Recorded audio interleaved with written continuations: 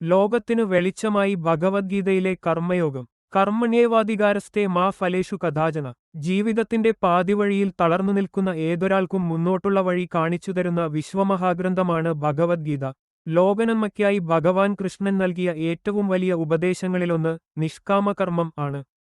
എന്താണ് നിഷ്കാമകർമ്മം? നാം ചെയ്യുന്ന പ്രവൃത്തികളുടെ ഫലത്തെക്കുറിച്ച് ആകുലപ്പെടാതെ അത് ഈശ്വരസമർപ്പിതമായി ലോകനന്മയ്ക്കായി ചെയ്യുക എന്നതാണത്. ലാഭനഷ്ടങ്ങളെക്കുറിച്ചോ പ്രശസ്തിയെക്കുറിച്ചോ ചിന്തിക്കാതെ നമ്മുടെ കടമകൾ കൃത്യമായി നിർവഹിക്കുമ്പോൾ അവിടെ സമാധാനവും സന്തോഷവും താനേ വന്നുചേരുന്നു. സ്വാർത്ഥതയില്ലാത്ത സേവനം, മറ്റുള്ളവരെ സഹായിക്കുമ്പോൾ തിരിച്ചു ഒന്നും പ്രതീക്ഷിക്കാതിരിക്കുക, മാനസിക സമചിത്തത, വിജയത്തിലും പരാജയത്തിലും തളരാതെ മുന്നോട്ടു പോകാനുള്ള കരുത്ത്, ലോകസംഗ്രഹം, നാം ചെയ്യുന്ന ഓരോ ചെറിയ കാര്യവും ലോകത്തിന്റെ നന്മയ്ക്കായിരിക്കണം എന്ന ബോധ്യം.